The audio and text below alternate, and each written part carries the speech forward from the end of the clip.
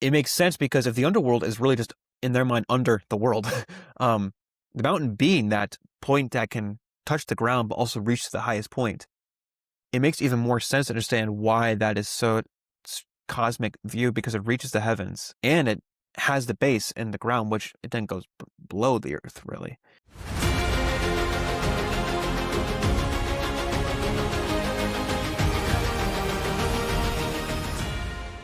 So we'll go to Psalm 48 first.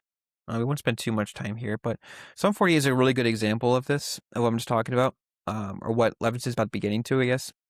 So if you read the first verse, a psalm of the sons of Korah, Yahweh is great and very worthy of praise in the city of our God, in his holy mountain. Beautiful in elevation, the joy of the whole earth is Mount Zion in the far north, the city of the great king. God is in her citadels. He is known as a high stronghold.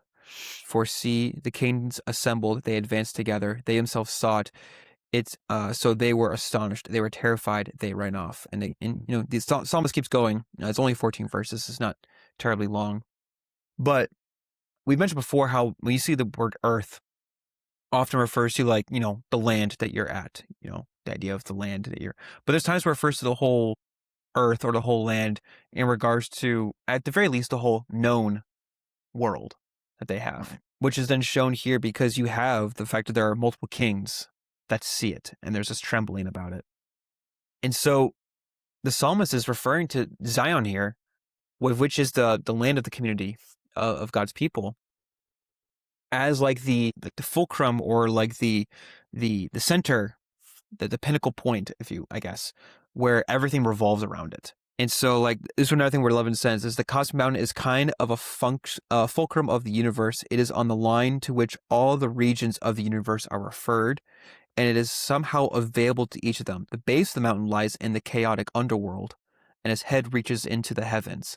On it, messages can be passed from heaven to earth and vice versa. Which, when I read that, we talked about that with Eden a little bit, with the idea of the rivers.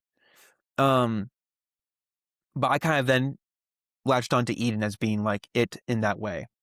Yeah. But in that theological idea that when, at least for the Hebrew mind, and it might be true for the other religions as well, that mountain that is subscribed to that God as like the primary mountain is the place that the world revolves around. And it is the center of life, which is just really interesting. Yeah, and it's interesting the language used there, right? It said reaches from heaven, and then its base is in the underworld. Perhaps just because I'm reading the apostolic epistles right now. But that was a very Christological image to me. Yeah. Because, it talks about Christ descending into the underworld and preaching the gospel to the spirits contained therein. And then obviously that brings them up to heaven, those who choose to accept it, who chose to accept it at the time. Then obviously we are presented with the same opportunity. It's just interesting that specific language there chosen kind of reminded me of, I believe it's 1 Peter.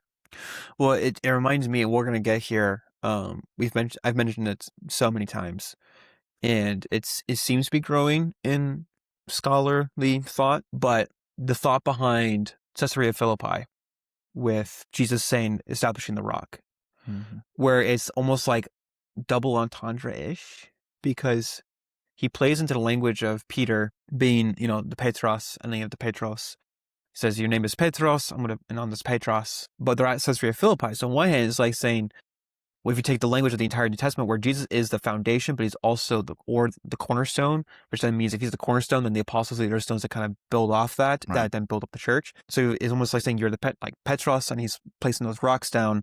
But those rocks, that construction, that temple, that spiritual temple, is being built on Caesarea Philippi, which was connected to Bashan and Mount Hermon, which I have more notes from when we get there eventually in Caesarea Philippi. But in short, the idea of, in that region, there's a lot of Jewish thought and other thoughts, but one of the thoughts was that for Bashan, was that it was connected as the mountain that led to the underworld, that there were entryways into there, that for the pagans, that was one of their mountains.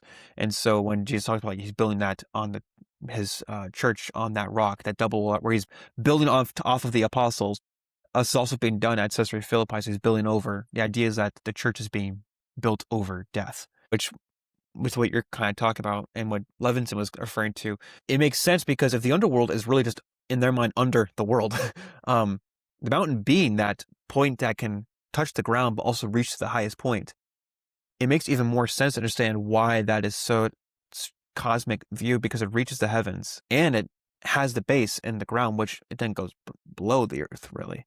Yeah. This is really interesting. But yeah, the idea of this being the fulcrum. Yeah.